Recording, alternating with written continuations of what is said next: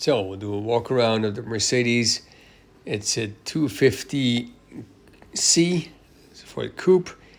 It's 1971, and indeed has the 2.8 liter engine because it was built in the U.S. for the U.S. We have to say. It's in the maroon color with brown interior.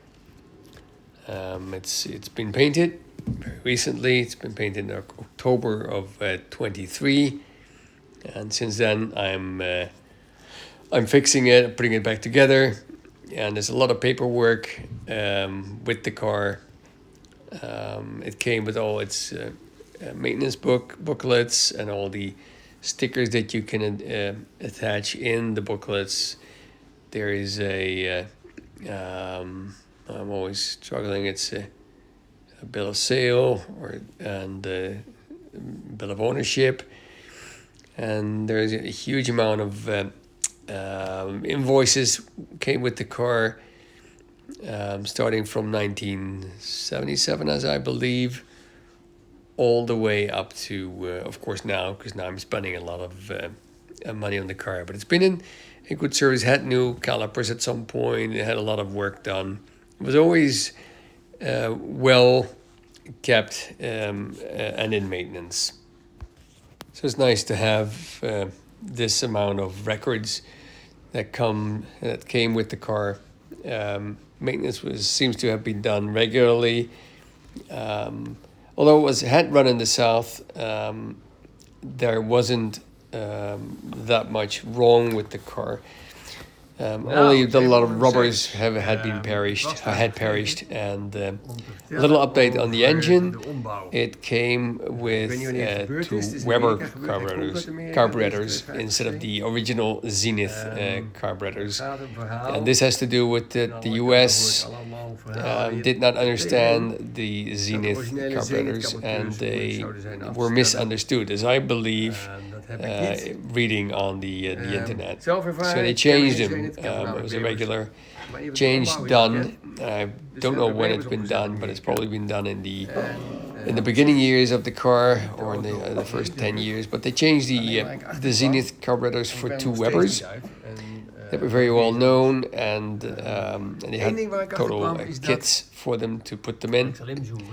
The only thing, and I didn't notice this until I really tried to get this car tuned in, and I wasn't able to do that, that the gas levers, as I'm now showing you, that the arm that I'm pointing out now, that arm was the same length as the other arm, the lower arm. And that meant that when you would put full throttle, the secondary butterfly didn't even open. So you have this big carburetor where full throttle would mean that it was only going a little over half full throttle in reality. So this was kind of strange. I had to weld in about 2 centimeters to lengthen the arm to be able to get this carburetor to fully open when depressing the accelerator pedal. So then when that was set, I could tune the car further, because it was impossible to get it to run correctly because of the arms where they were at a different length, and therefore the whole operation was offset. So it was kind of surprising to me that they've probably run the car for 30 years without being able to set or tune the car properly, and also not being able to run the car at full throttle, which for me, I guess, is a good thing, because this engine was never pushed to its limits. It wasn't possible to go full throttle. I've corrected it now, and it is a lot easier now, finally, to tune it. It has a electronic ignition. We had the walk around of the Mercedes, the 250C, 1971. I think I showed a lot of the other stuff of the paperwork that came with the car. So it's an American car, southern states, and before it came back to Europe, it was located in Portland, Oregon, and now it's in Nijmegen in the Netherlands. I didn't show the engine yet, so here we have the 6-cylinder overhead cam. I disconnected some of the emission stuff already. I think these are also the emission stuff, so I think I might have to, or not have to, but I might want to take away the whole bracketry with all the lines and circuits relays. I have to sort of find out what they are for. It was originally fitted with an air conditioning system. I want to get it back working and operating. It's currently still, there's pressure in the system, so that is good. I think there's another little clip of that. One of the heater valves wasn't connected, or at least the arm was broken inside the car. Everything else is working as it should. Yeah, it has power steering. Originally, I've changed the ignition into an electronic ignition system. I still have to fix the vacuum lines, all colored lines. You see plastic lines are vacuum lines. Yep, they have to be changed. Car has been painted. I have changed all the rubbers, all the window brushes.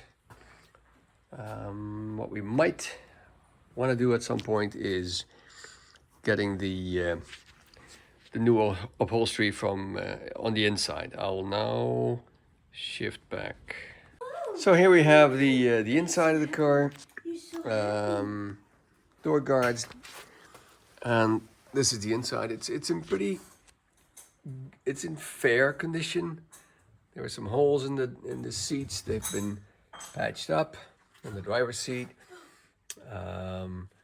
It has the white steering wheel, which has tiny cracks everywhere, but it doesn't bother me that much. You can see the dashboard cover is has a few cracks. I think there's 2 cracks, and there's a big crack in the back. Again, it doesn't bother me that much. This one is changed. They put a piece of cloth over it. It's okay.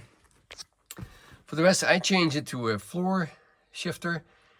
I still have to tidy it up. It's tidy as is, but it can be more tidy. For the rest, the car is in a decent shape. I just want to get the whole thing polished. This is the original color, and that's the new color. And yeah, probably not easy to see, but the original color is somewhat darker than the new color, thanks to the painter. But that's the car. It's a great example. And now it runs nice. And here you can see the new rubbers, but that's also in the clips that I've sent. So that's the walk around of this Mercedes.